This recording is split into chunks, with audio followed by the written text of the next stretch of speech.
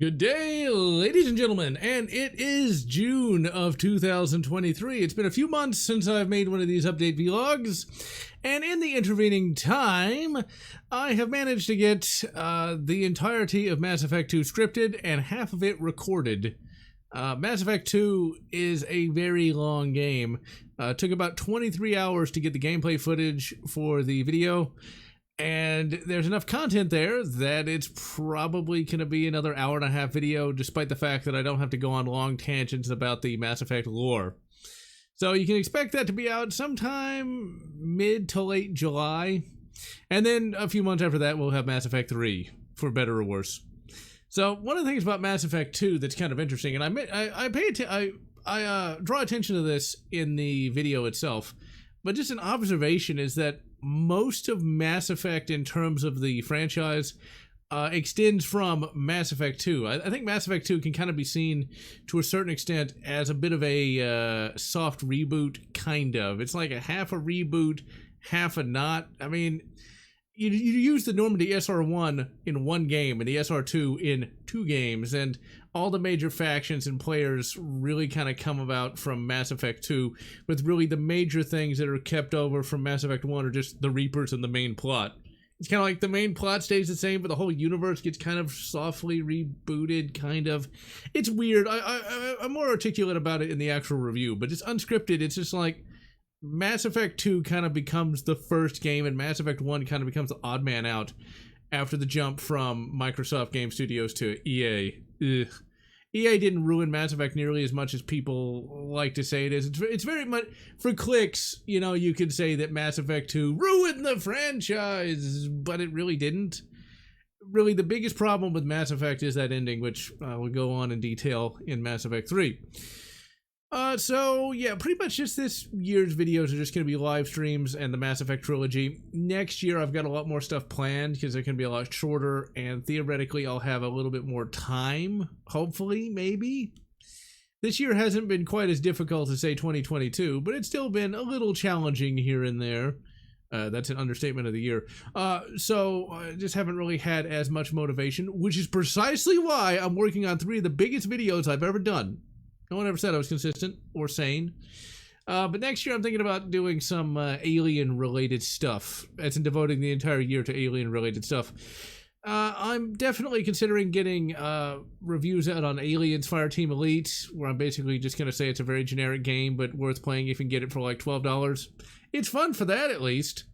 I have acquired Aliens The Dark Descent. We'll see if it's any good. It doesn't look like it to me, at least. I don't like top-down RPGs. I never have, and I can guarantee you I never will, because I've tried many of them, hated Baldur's Gate. I know that's a fan favorite, but man, is that game hard to get into, to the point where I just don't care. The only top-down RPG I kind of liked was Diablo 1, 2, and 3, and I kind of liked it. I don't really consider myself a fan of it. And pretty much all the rest is just like, meh. Actually, no, I take that back. I kind of like Torchlight 2, but only for the multiplayer aspect, and that was about it. So, Aliens The Dark Descent is already, you know, kind of, it's not flying high for me. I also intend to do re-reviews of 3 major games. Re-reviews of AVP2. I mean, it was one of the first reviews I ever did, way back in 2009, actually. Yeah, I'm old. But that video turned out remarkably good, despite how early that was made. But I'll do a more modern day, you know, full retrospective, go through each campaign, talk about the different characters and how they all fit together. And then, of course, a re-review of AVP on the SNES, or the Super Nintendo. You know, I didn't really do a very good job on that review, like, at all, and so I'm actually going to do a real job on it, because that's actually not a bad game. It's one of my favorite that's not first party for the system.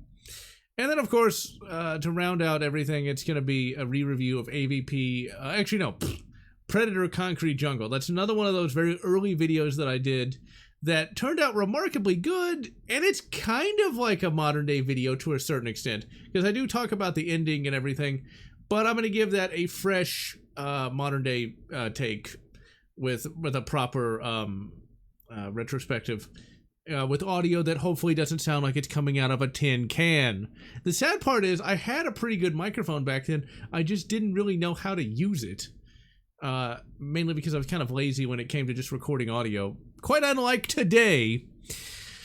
Let's see. So I would like to do next year. Once again, it's all depending upon how much time and energy I have to do it. I would like to do a retrospective of the first 3 Alien comics. Earth Hive, Nightmare Asylum, and the Female/Earth War. Just kind of look back on those, 30-odd years in the future. I mean, they're still the best Alien sequels we could have ever hoped for, which is, of course, why they were never even done. That's the thing about Aliens. If you ever want to have a franchise, you have to have something to expand from. Otherwise, it's just over with. And there's always a lot of storytelling potential. Well, there's not always a lot of storytelling potential, but when you have a franchise like Alien that has storytelling potential, you need to, give the universe more than just the basic flavoring that you normally get in modern day stories. You can't just have the same plot of aliens attack, everybody dies. That gets old. And the black goo does not help at all. Talking about franchises that really are in a dreadful need of expansion, it's Dune. Dune is held up as like this greatest novel of all time. As somebody who reads a lot, I have never been able to finish that book. It's just boring. And there's an argument to be made, I suppose, about it was written back in the 60s and things have changed. A bad story is a bad story. A boring book is a boring book. I don't care if it came out in 2006, 1966, or 2000 and now. If it's not good, it's not good. If it's boring, it's boring. And to be perfectly honest, I'm not sure how good Frank Herbert's Dune actually is. Now, not having read it, perhaps there's some context I'm not seeing, but just looking at the various synopsises of the stories and where it goes, it just looks like one of those, I guess the best way to put it is head-up-ass kind of stories, where the writer's deep, man, more than actually coming up with a coherent plot, characters, or universe. The Dune universe is, on its surface, pretty interesting. For those who are not familiar with Dune, it's basically a universe where there is faster-than-light travel, but you can only do it using the spice. It's the spice melange, which is found only on one planet, Arrakis. And so the plot the first book kind of revolves around Arrakis, but from what it looks like, the rest of the series is just kind of out there sort of thing. That of course is because that was part of the new wave of science fiction and fantasy, which was these out there stories, like Elric of Melon and stuff like that. And, going back to those stories, it doesn't matter that it's from the 60s or 70s. That's one of those things where that's a very poor argument to be made about a book not being good or bad. No, it doesn't matter when it came out. What matters is, was it good to begin with? Because when you think about how much time has passed since, say, Star Wars is still popular for a reason. It's a good story. It's a basic story, but if your story is good guys shoot bad guys and blow up the Death Star at the end, how much more complicated does it really need to be? The thing that was great about Star Wars is you got as much depth as you wanted. If you wanted to know how the X-Wing worked, you read the essential guides and stuff like that. Star Wars was also one of those franchises that came up with cool designs. For example, try not to break this thing as I pick it up. Well, I failed in that. And that too. This is actually a Chinese clone of the E-Wing Starfighter. Now, Lego, as far as I know, does not actually manufacture an E-Wing Starfighter, but the cheap Chinese do. One of the great aspects, actually, if you pull this little engine cowling off, this actually... I just can't hold on to it, but that actually comes off of an X-Wing. Actually, I gotta pick that thing up because it tore off part of the engine housing. And there it is. Come here, you bastard. But yes, this E-Wing here is a very well-designed ship. You don't really want those big engine cowlings on it because it's not even canonical anyway. This is more or less what that would look like in the comic slash... I don't think this actually showed up in a game. Actually, I think you can mod this into Empire at War, but, Star Wars was great because it came up with cool designs, and these could be expanded upon that, whereas stuff like Dune, it's very stuffy, it's very about, just existentialism and other bullshit. If you want to get one of these, you can find them just about anywhere from AliExpress to Amazon. This thing came off of Amazon for like 50 bucks. They all come from the same company called VIP Bricks. You just get a PDF manual and read it on your phone. Very nice ship.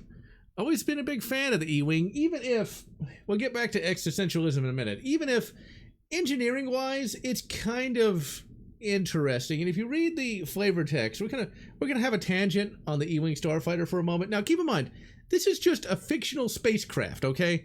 How much story do we get out of that? Okay? That's how good Star Wars was. So, for one, why is there a big cannon going across the top? How does the pilot enter the spacecraft? How does he get in there? My thought, and this is really a dumb design, is this would go back and like fold up into the fuselage, but how could it do that? Where would there be room for that? And then, of course, you know, like, how is it going to land? The Lego model, I'm just going to break the Lego model trying to explain it. Thankfully, ladies and gentlemen, this didn't break too badly. Try to put this other laser cannon back on here. Okay, so how is this thing supposed to land?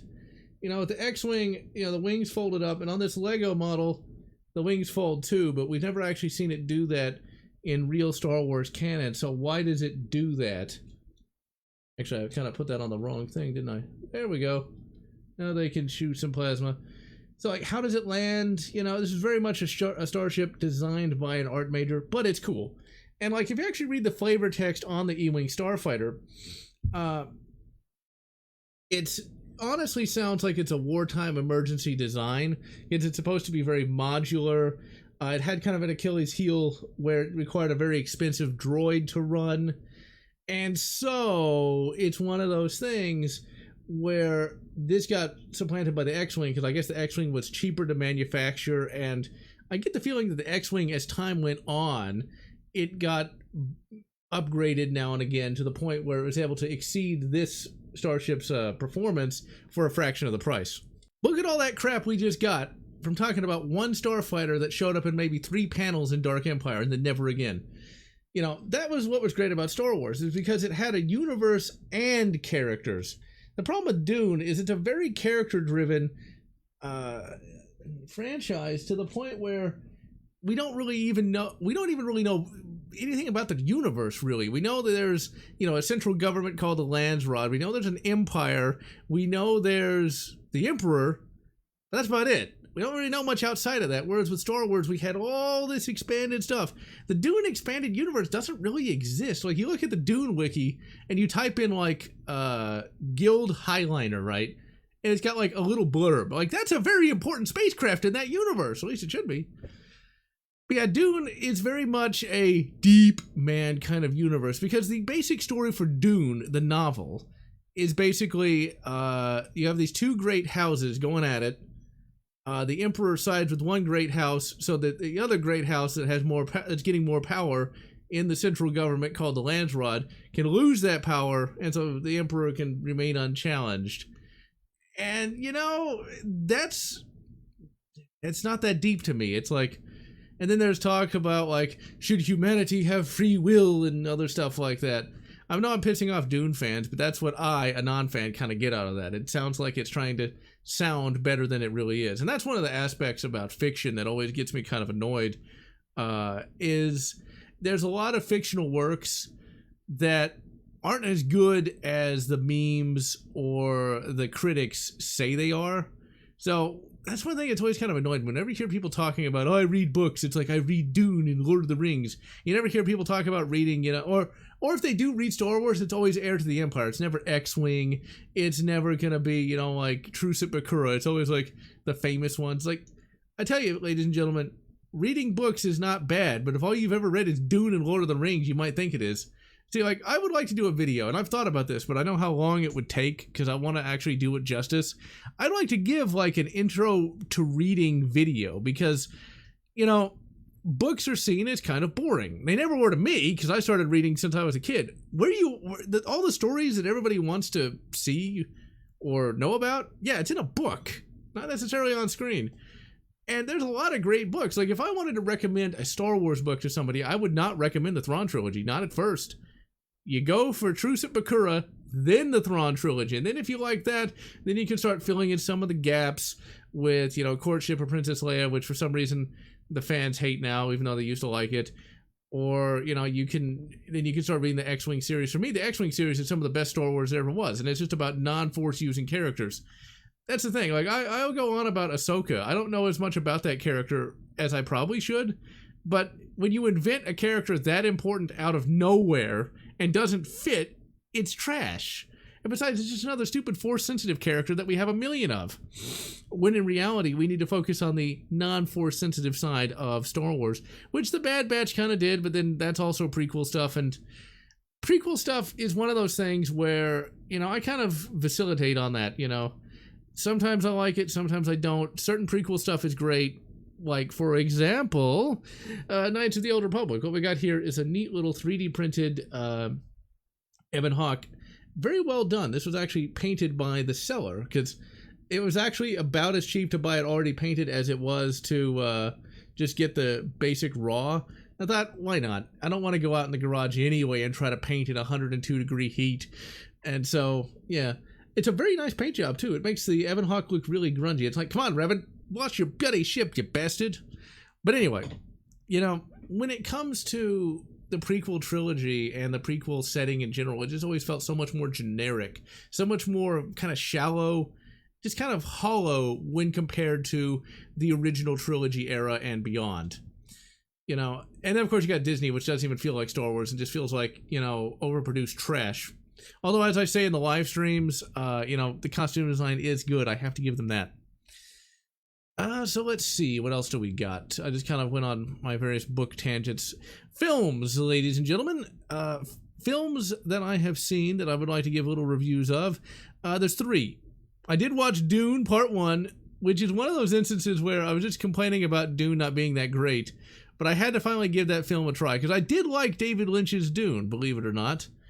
David Lynch's Dune actually fills in some things that the book leaves out, and I think it's a little bit better than the book in some places, at least from what I've read of the book. That's the thing. I haven't actually been able to get through that whole thing because it just bores me to tears. But Dune Part 1 is a little bit better than David Lynch's Dune, and I can see a lot of potential with the Dune universe, but with how dense those Dune books are, it's like, where do you expand from out of that? It's definitely much more esoteric than I think it needed to be. But the film was pretty good. The acting was great. The special effects are pretty good. It really goes to show you that when you have a story that at least has the bones of goodness in it, with a director that can direct, you can still get fairly decent movies out even in 2021 when that came out. And speaking of 2023, we of course have the Super Mario Brothers movie, which caused a lot of controversy amongst the YouTube movie review community. It's like, Princess Peach wears pants. That's not really a concern. So the Super Mario Brothers, the movie in 2023, actually just gives you a Super Mario Brothers movie that has the characters, the setting, everything you'd want. That's one of the problems with the early 90s. It's like these directors didn't want to make a video game movie. But would you believe, ladies and gentlemen, the third movie I watched is another Mario movie that came out, I think, shortly after the game did, and was one of the first video game movies ever made, and I dare say it was better than the Super Mario Brothers film. So going back to the 2023 version, animation looks pretty good. Mario has to rise to being a great hero and defeat Jack Black as Bowser. Jack Black does a pretty good job as Bowser. I guess the big problem with Super Mario Brothers, the movie, is just it does clip along at a fairly rapid pace. It doesn't slow down as much as I think it should to really give the characters their time to shine. But then again, it is just a Super Mario Brothers movie, and there's only so much they can do. I would have liked to have seen more interaction between Mario and Donkey Kong. This is a spoiler, but this movie's been out for a while, and so I can say whatever I want now. The fact that we have Mario teaming up with Donkey Kong, that's like the greatest thing ever. I mean, it's just like it's like Batman and Superman, only done right. It's like Batman and Superman, what we actually wanted to see, and not that Snyder trash. I think Bowser was made a little too generic, but in some places he actually does work pretty well. The humor works pretty good, even though if it is a bit generic. The music's pretty good. even if it is a bit generic. I guess the worst thing I could say about the 2023 version of Super Mario is that it's a bit generic and a little unimaginative in places. It's one of those things where it needed a little bit of imagination and a lot of fan service, and they just didn't have as much imagination as they probably needed, where they had a lot of fan service. I mean, they even had the bloody GameCube theme as Luigi's ringtone. That was pretty neat. So, Super Mario Brothers, the anime movie from like 1986, I think is a slightly better movie and has a slightly stronger narrative. And it's one of the first video game movies of all time. It's definitely a lot weirder than Super Mario Brothers from 2023. You can find a fan-translated version of that movie on YouTube. Just type in Super Mario Brothers 80s anime. That's how I found it. The story for that is a little different. Now, keep in mind, it came out after the first game, so there isn't much there that is... It's remarkable how canonical it really is, considering it's one of the first video game movies ever made and was released after the first game. And the plot is arguably not necessarily the same, but a bit... It hits many of the same notes, except I think it's a little better. So here's how that movie starts. The anime begins with Mario playing on the Famicom, a game that doesn't exist, that has better graphics than what you've seen on the Famicom, but whatever. And that kind of happens in Super Mario Brothers 2023. Except I think Mario in 2023 is playing Kid Icarus. But anyway, so randomly, Princess Peach jumps out of the TV, because that happened in the 80s. And she wants Mario to help him. And so he decides to. Mario in this is not a plumber, but instead he owns a grocery store. I mean, I guess that makes sense. He's got to make a living somehow. And so basically he decides to just go to the Mushroom Kingdom, and he goes through a pipe and he ends up there along with Luigi, which is actually... Luigi isn't fucking useless in the 80s version, whereas in the 2023 version, Luigi gets done dirty. He's just kind of worthless the entire movie until the end. Whereas in the 80s version, he actually is still kind of worthless, but at least he does things that are, more or less intelligent. So what ends up happening to really kick off the plot is you've got Mario and Luigi. He's they're given the mission to save Princess Peach from Bowser. She's called Princess Peach back then. From Bowser, and in order to do so, they have to find 3 power-ups, and that's the movie, is them trying to find the power-ups, and at the end they have a rock-off with not Jack Black. The Bowser voice in that movie is much less growly, but it still works remarkably well. Princess Peach, despite this being a movie from the 80s and misogyny, she actually does try to trick and defeat Bowser on her own once, and she comes close to beating him, and so that was pretty neat. The final battle is pretty good. Like, Mario almost gets his ass kicked. And then here's a spoiler, if you care about a movie from 1986. Mario gives Bowser a job. He literally hires Bowser to be a cashier at his fucking grocery store. That's imaginative. I like that. I like the fact that at the end of the fucking Mario movie, Mario is such a nice guy, he literally gives Bowser a job.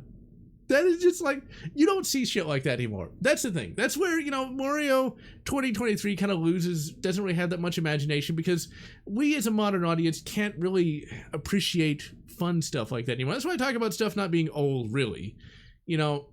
Somebody's imagination from 1933 is not as inferior as somebody from 2023. So, anyway, I like that movie a lot more. Still, the 2023 version is still halfway decent. I also saw the Dungeons and Dragons movie. That is a movie that basically was several movies in one. The acting wasn't too bad, although we had some modern day wokeness in that every female had to be ugly. I mean, I'm just saying, they've talked about it, they want it, so yeah. But the problem is there's a lot of plots that kind of go nowhere or are pointless. Like the first 20 minutes of the movie is pretty strong. It's like, dude bro has to rescue his daughter from the evil guy. Okay. Now, if that's all that movie was, that might have been good. But then he's got to get this helmet. Then he's got to stop this evil race of sorcerers that want to kill everybody. And, there was probably a lot of reshoots to make that movie mostly coherent. And like the helmet thing goes nowhere. It was utterly pointless. And then like the finale of the movie, the denouement of the movie, this is a spoiler, I guess, if you care enough about a Dungeons and Dragons movie, is literally them ripping off Avengers. And this is not me just saying, they're ripping off a bit. No, they legitimately are, scene for scene, shot for shot, ripping off Avengers, okay? Like, Chris Pine, his character is trying his hardest to be Tony Stark. And then we, of course, have the puny god scene. We literally have that scene. Literally the puny god scene where one of the characters turns into an owlbear and is literally throwing the villain around like Loki in that movie. And then, of course, there's a scene where you've got all the characters. They do the little camera pan around. Also, the last, like, 30 minutes of the movie that gets really dark. Like, people getting fucking maimed to death by, like magic tigers and getting melted and shit. It's like, before then, the movie was pretty family friendly, and then it's like, whoa, you see a guy get his head cut off. It's like, okay, that's a mood whiplash. There's also a lot of bullshit. Like, the wizard character gets, like, this staff that shoots portals out, because of course he does.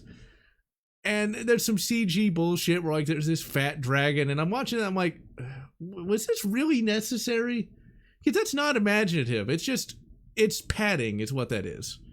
Imaginative is if that dragon got a job at, a grocery store. So yeah, I if you haven't seen D&D Honor Among Thieves, I still recommend watching it. It's definitely worth a watch once. Let's see what else we got.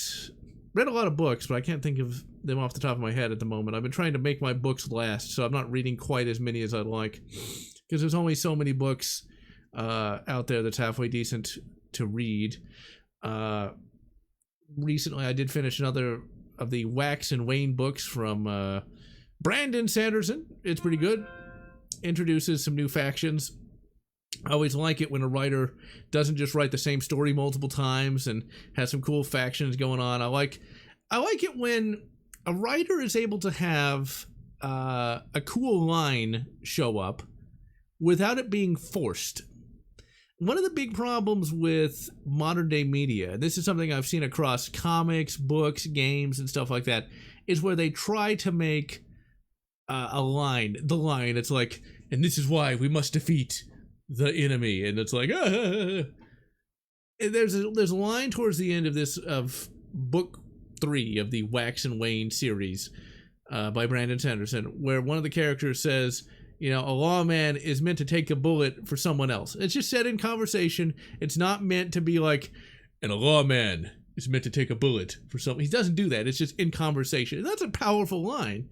And the writer does not draw attention to it. Just lets it flow naturally. That's why a lot of those old movies, they're not trying to draw attention to anything. It's just letting it flow naturally. Let's see. What else we got? Other musings to make. Lego. I like Lego. Do you know why I like Lego? Because it's so much easier to make than a plastic model. I've thought about this, ladies and gentlemen. Plastic models are cheaper, potentially, but they require so much more infrastructure. You got to have your paint, and God help you if you decide to airbrush things. You got to have a whole fucking, air compressor to spray that shit. You got to have the lights. You got to have the magnifying glasses. You got to have 27 different brushes. With a Lego, you dump the shit out on the ground and you assemble it. There you go. Like, for example, here we have, this is one of those Chinese things. This is a 3,000 piece castle. And you know what? It's just a sack of Legos. I don't have to have anything other than just a ground with which to assemble it. And that's it. It's nice. It's easy. The seller who manufactured this thing, this is just a fairly basic model, but he did a very good job on it. The paint is exquisite, and I can't imagine how long it took him to make that, and I sincerely hope he was able to do it in an air-conditioned place, because the only place I have to paint anything is in a 100-degree garage, because this is a very hot summer in Texas. Okay, so let's see. I've been wanting to talk about another topic for a while now, because it's something I've been seeing pop up now and again, and it just kind of bothers me. And that topic is dating and relationships, and how clickbait, I wonder, is causing people problems. I don't think it's really changing the dating landscape or anything, but just looking at it just kind of bothers me, because like I'm thinking, like, if you're young, as in you have no gray hairs, you might not know any better. You might have heard all this bad relationship stuff from like the TikToks and the Instagrams and the Facebooks and the MySpaces. You know, I'm old enough to have actually used MySpace, but I didn't really get into the whole social media thing until YouTube became a thing. But anyway, and a lot of that stuff just isn't true. One of the things that really kind of bothered me, though, and the reason why it's not true, is because it's clickbait. It's where you have these clickbait artists basically taking these terrible exploitative people and putting them on camera, and they act terrible and exploitative. It's like, see, the women are evil. It's like, no, some of them are. Some of them are not. It's the same way that some males are good and some males are bad. But you can't say that because you don't have the scary red text. Or like, the one thing I really think is such cheap emotional bullshit is where like you have the different text gets done that goes on screen as somebody talks in this very overly dramatic way. Why marriage is not a good investment. It's like, since when is marriage really an investment? And it actually is, believe it or not. I want to touch on that because I've seen those videos pop up now and again. The algorithm feeds them to me and I just ignore them with disdain. But I finally had to listen to one, and it's like, the arguments used are so juvenile and, dare I say, basic. A lot of arguments that one finds are often pretty juvenile and basic. Like they'll have their thesis, like marriage is a bad investment, or why this doesn't exist, or why that doesn't exist. And you actually look at what their reasoning is, and it's pretty basic. Like, how would that convince anybody? So the idea, ladies and gentlemen, behind marriage being a bad investment is the bad divorce laws. This is a problem, yes. However, if you're going to marry somebody, you probably should trust them enough for them to not do that. And it's very easy to tell if someone's going to be exploited or not. You look at some basic behaviors. Do they ask you for money? Do they lie to you? Do they live up to the promises that they make? If they don't do that, run screaming in the opposite direction, because they're probably out there for your money or just to be a piece of shit to you. That's what you do, you know? And if you avoid those people, well, they become crazy cat ladies and you get to be free. And this is true of, you know, both males and females. There are abusive, exploitative males. They exist, as do females, you know? And so that's just something to keep in mind. Why is marriage worth getting involved with? Well, you find somebody who isn't a psycho, who isn't exploitative, who isn't manipulative. You have stuff in common. You have shared values. You get married. And you know what? You have somebody you can be with for the rest of your life. Arguably, you could do that just by dating, but marriage is one of those things where there are some legal protections that do exist. But really, it's one of those things where it is something where you show that you truly trust somebody and all the rest. And if you can truly trust somebody, that somebody may in fact keep you alive if they actually are good, which is up to you to find out if they are. You know, like with marriage, you can have a good wife who will, you know, take care of you when you're sick or when you get old and stuff like that, and you can help take care of them. That's a mutually beneficial partnership. There's plenty of marriages that aren't like that. So my advice is don't be a piece of crap and don't marry a piece of crap. The prenup is an interesting concept that I can understand why it exists, but to be perfectly frank, it exists to protect stupid people.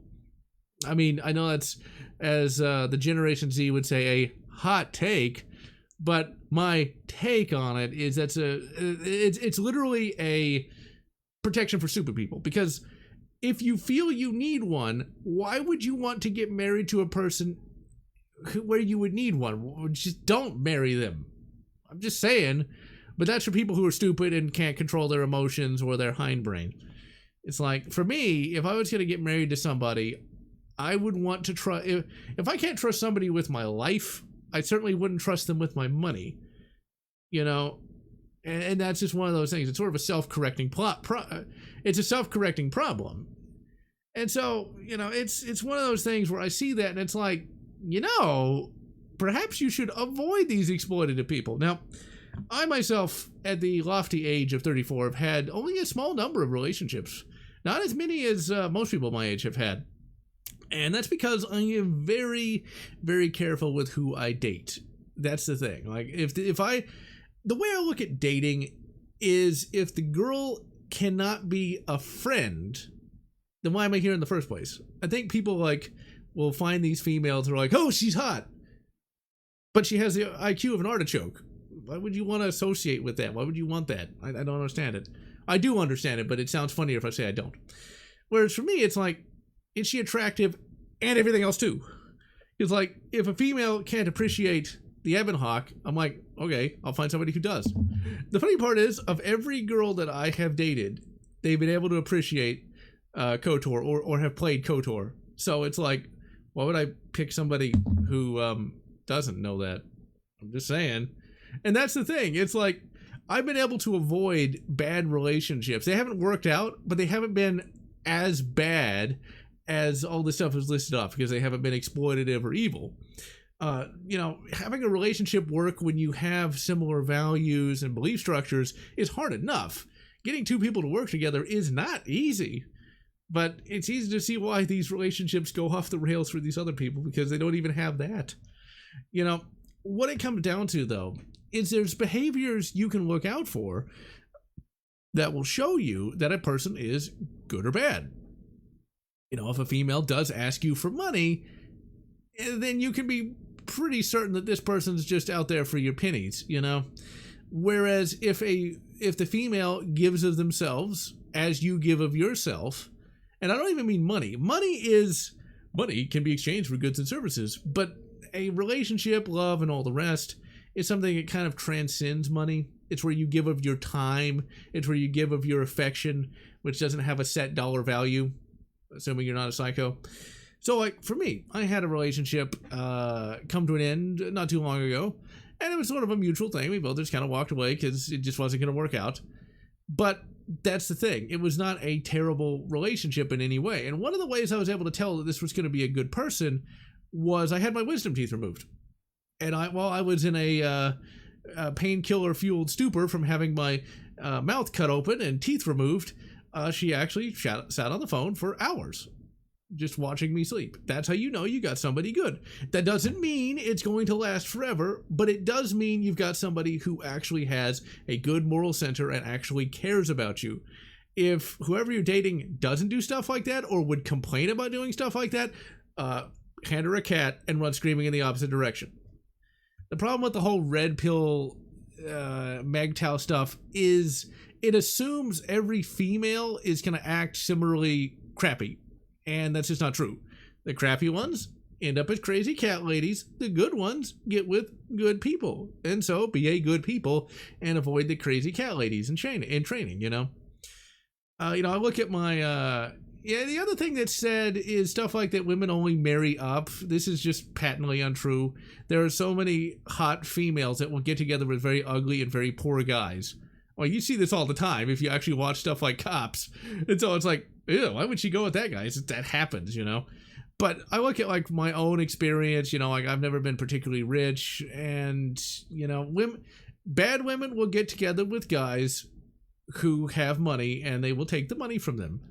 Good women will not particularly care. Now, if you don't have a job, you're a lazy piece of crap. Okay, well, that's a little bit different. One of the things that's kind of interesting too is you'll hear the red pill MGTOW types talk about women are delusional for wanting a guy that's tall, confident, and has money. Well, that is the alarmist speak for a guy that is not a slob, that it doesn't live in a basement or a spare room or whatever the case may be, depending on where you live, and doesn't just act like a coward. And, that's...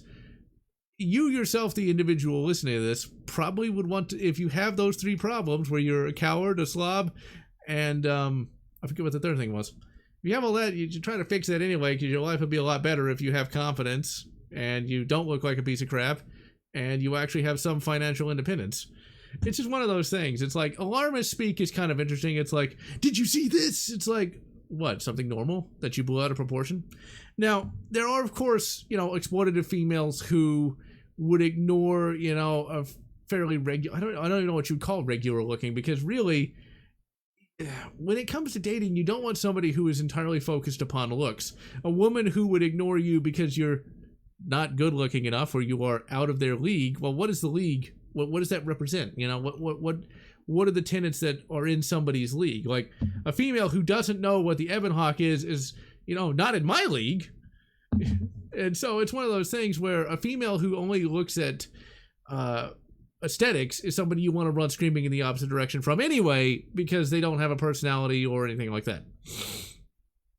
It's just one of those things where I kind of want to provide a bit of a voice of reason that sort of bridges the gap between both extremes. It's just, be a person, be a human being. If you're going to get together with a female, make sure you have something you can talk about other than cheese, or whatever the case may be. It doesn't guarantee you'll actually live happily ever after, but it does guarantee you won't necessarily be with somebody who's a piece of crap. Let me check how long I've been waxing philosophically. I've been going on for a while, as I'm wont to do. Well, I guess that's it for now, ladies and gentlemen. Be sure to check out the live streams every Saturday at 7:30 Central US. And until next time, I am GeneralLotz, wishing you good. Ebon Hawk, good dating, non-crazy people, whatever makes you happy. If you enjoyed this video, please consider subscribing, and please consider leaving a like or a comment, as the algorithm desires your soul. And I want to thank all those fans who have supported this channel, both past and present.